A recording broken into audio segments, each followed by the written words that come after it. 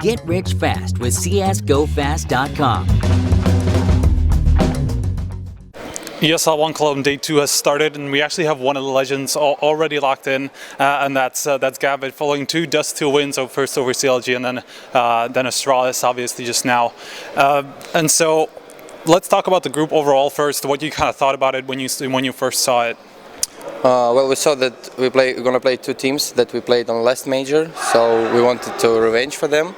And comparing to other groups, maybe our group a little bit weaker, but we had the toughest opponent on qualifier, so I think it's like fair that we have not the toughest group here. So we thought about qualifying. It was our goal to play in playoff on the stage, so just happy with that. Okay, now at the qualifier we were talking, and you said you were going to take like a vacation after the qualifier, and then you obviously attended E-League. So how did the practice go? Well, we didn't have a vacation, just like 2-3 days with family and stuff. After that we started boot camp for 5 days and went to America, where we just failed really hard. But we still, after our loss, we went for E-League studio and practiced 1 day more. So our expectations were okay. We just knew that that loss can make us stronger, even it may sound really funny to someone, but I'm just happy that we made it. All right, now going to the CLG game, at some points it kind of looked like you guys were a little shaky on Dust 2 at first, and I know you only played Train and Cobblestone in the qualifier. So like, how did you feel on Dust 2? Well, we started playing Dust 2 maybe like 2-3 months ago. We didn't have much officials. On the internet we had some normal games, maybe some bad games after that. So we played Dust 2 against Envy on E-League. We were up 13-10, and after that we choked.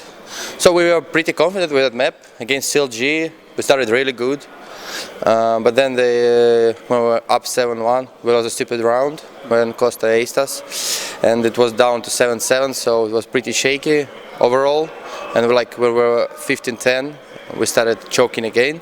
So we saw that it's our mistakes, not their good games. So we were satisfied with the map when we knew what we're going to play. We knew that it's going to be either Train, Dust 2 or Cash, and when they removed Cash we know that it's going to be Dust 2 and Train. It was Dust 2 again, so we felt pretty comfortable. And the thing is, when we were playing last major and preparing for them, we thought we can play Dust 2 against Astralis, so we were preparing 3 months ago, or like 4 months ago already.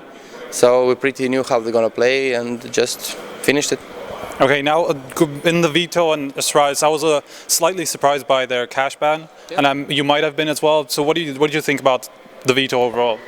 Well, I was expecting them to remove Cobble, of course, because even though they started playing it, they played bad on ECS.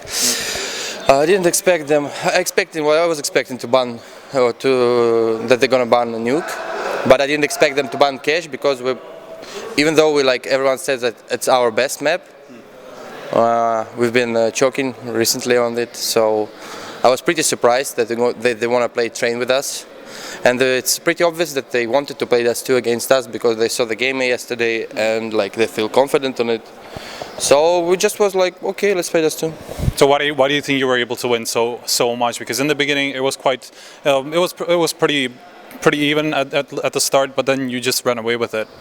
We started with a 5-0 lead, and then we'll lose one round, and then Device took 2-on-1. That was an important round. It was 5-5, but after that we just made some good rounds and made it 9-6. And SCT we just overplayed them, I guess. In first gun round we were 3-on-5, but Adrian managed to kill 2 guys with really nice headshots. So credits to him, and just they didn't show a really nice game. I'm not saying we played our best, they played our best and we beat them. No, of course everyone saw that they wasn't typical Astralis, but I want to credit my team, that's it. Okay, now I want to ask you about kind of the expectations that you have. You've already touched on wanting to qualify, and obviously it's going to depend on who you're going to get in the quarterfinals and kind of the whole bracket. But what do you think? What do you think we can see from you from this point on, from in the quarterfinals and on? I never say about my team, as already said, like, let the analysts and others talk about our expectation. Our expectation is just to play a game and win. Doesn't matter if we're going to meet all 8 teams. I'm pretty sure which are going to qualify for the Legends will be really good, so it doesn't matter. So it's up to us how we're going to play, just really enjoying that we're going to play on stage. That's it. Okay, and lastly, I want to ask you about the kind of predictions, because the people are split on what the top 4 should be. Obviously, people are split on the Group D, how it's going to pan out. So what are your thoughts?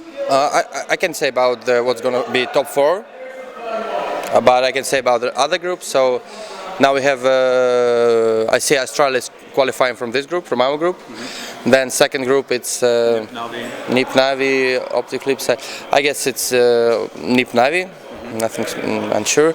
Then we have VP Liquid in the upper, and then Envy and Mouse Sports.